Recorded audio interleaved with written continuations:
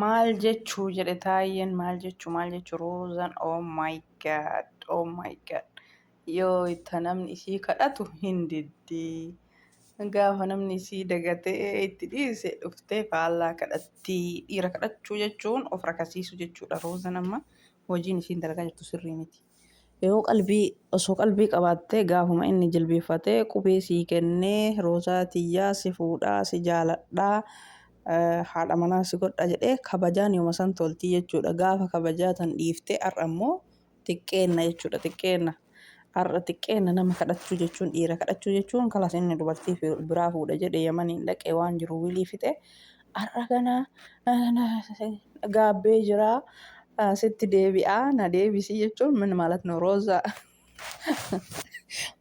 hojiin kan kee sirrii miti eegsidha hojiin ati amma dalagaa jirtu kuni dubartiin kabajamaan tolti malee xiqqeennan hin toltu dhiirri dubartii ofii dhayixee dhiira kadhattu borullee hin jaalatu hin fedhu jechuudha.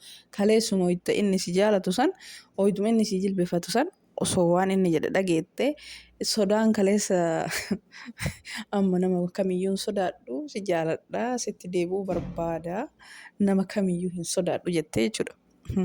Sodaan kaleessa si keessa jiru kan kaleessa Sumayyaa sodaattee sababa Sumayyaatiif nama si jaalatu dhiifte har'a eessa si keessaa badee sodaan kaleessaa sun jechuudha. Ammoo takka nama kamiyyuu hin sodaadhu innummaan ofitti na deebisnaan isatti heerumuu barbaada maarree. Wallah. Assalaamu alaikum warahmatullahi wabarakatuh. Kabajamtoota fi jaallatamtoota daawwattoota hordoftoota YouTube channel kiyya jalatti argamtan jirtu faamilii kiyya hundi keessanuu kan xiqqaa guddaa amantii kutaa ganda osoo hin jenne kan qilleensa addunyaa rabbi uume kanarra jirtan hundi keessanuu baga jiraattanii horoonni amantaa birallee ashama harka fuune baga jiraattan isiniin jedha. Kan hanga ammaan hordoftan hedduunaaf galatooma malee viidiyoon kiyya isinitti tole laayikii sheerii godhaa koomentii yaada keessan barreessaa kan haarawaa dhuftanillee ahlan wasahlan marhaba fiikum baga nagaan dhuftanii. Noora isiniin jedha seenaa viidiyoon kiyya isinitti tole laayikii godhaatii subscribe godhaa yaada keessan koomentii barreessaa isiniin jedha. Viidiyoon kiyya akkuma sirra argitanii waa'ee Roozaa fi Sa'idooti jechuudha. Roozan isteepii waan ajaa'ibaa jijjiiraa jirti jechuudha. Akkuma beekamu naannoo ji'a dura Sa'idoon Roozaa jaalatee wal fuudhuu edanii haadha manaa godhachuu edaa jedhamee akkuma beekamu miidiyaa kanarra deemaa ture jechuudha. Yoo san sababa Sumayyaati jecha diddee dhiiftee wayita inni jilbeeffatee qubee fidee kabajaan jaarsummaa ergannaa nikaa hidhannaa sargii godhannaa Sumayyaa hin sodaatinii ani sii jira yoo ta'e inni jedhu sanii lafa qabattee diddee Sumayyaan si jaalatti maarree jette. Asiin durallee yamaniin dhaqee akka inni dubartii yamaniin fuunee gorsaa jettee maarree jettee amma immoo salphina dubartiin dhiira kadhatu seenoo maal jettan faamilii kiyya salphina guddaadha kun dubartiin dhiiran kadhattu dhiirumatu dubartii kadhata malee.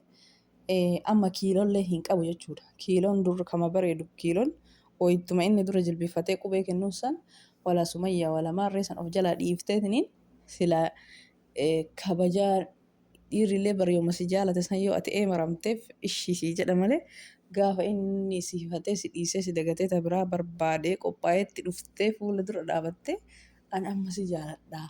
Eessa dhayite yoo dura? Eessa jirta qalbiin amma sii dhufte tuni maa siin galiin gaaf dura akka sa'aadan baantu Rooza akka sa'aadan baantu ati argamatti haftee bakka namni qalbii qabu waashaa galataa kan qalbii hin qabne immoo san jalatti ilaalee barataa jedhe mammaaksa Oromoo. Kanaafuu osoo qalbii qabaatte ati yooma sani waan argaa rabbiin si bareecha qalbii si dhorgate jechuudha.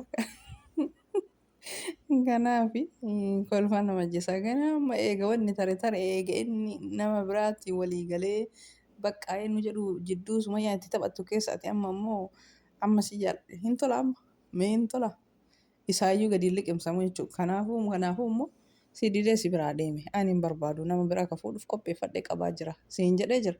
Amma osoo sittillee ka deebi'u taate osoo sillee ka fuudhu taate mi'aan qabdu mi'aan tanteetama kaleessaa san mi'aan qabdu mi'aan ka qabu namni gizeema ofii isaati namni sun fedhee si kadhatee jaarsummaa si ergadhaa si fuudhe jedhe san silaa gizeema san harkaa diddeen baatu jechuudha.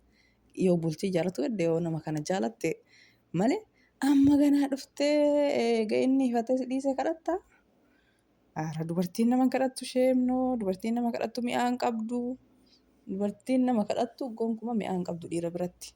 Dhiirri kamiyyuu dubartii deebitee isa kadhattu hin barbaadu jechuudha.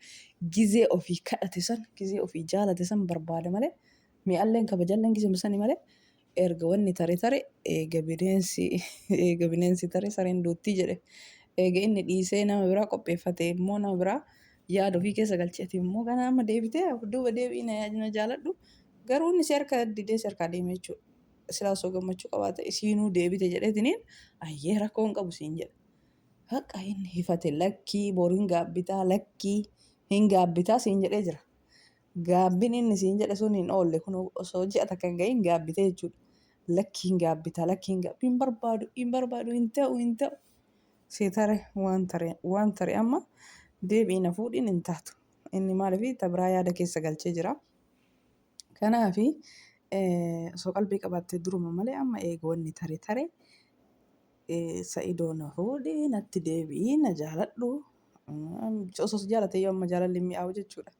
Duruma tare tapha Sumayyaan itti taphattu atillee kaafee itti taphatuu fi eessa dheete duruma osoo gaafuma san ishii jettee silaa yoona sargii keessan irra jirtanii jechuudha. Waan tayamanii san dhiisee amma cinqima dhala. Aslaanumaa roozan ofillee yoo wallaalte oyita sa'aadan ishiin jettu san dhaga'uu qabdi jechuudha. Hatta sa'aadalleen gorsitee lakki roozaa lakki waan namni ishiin jedhe dhagayii lakki qalbiin dhabinii nama kanatti heerumii siin jedhaa turte jechuudha sa'aadalleen. Akkasuma jechi isii kana hunda osoo dhageettee amma ganaa ofii deebitee dhiiran kadhattu jechuudha. Dhiira si kadhata malee garuu kiiloo kan kee gadi buusuu jedhama jechuudha. Dhiira deebitee kadhachuun dhiira dura hin barbaadu jettee harkaa darbitee bira deemte amma deebitee kadhachuun sirra hin tolu jechuudha. Inni osoo ofitti si deebisu taate osoo si jaalatu taate ofii na kadhattee natti deebitee ho'itaan si kadhadhu ofii diddee jedha.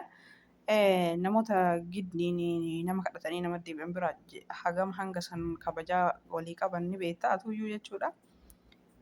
Rabbi si yaalaaf suka Sa'idooni. Abdii kutatee yeroo inni lakkii hin gaabbita siin jedhee duruma inni waa hundaayyuu sitti himee jira jechuudha irra laallamuu jechuudha.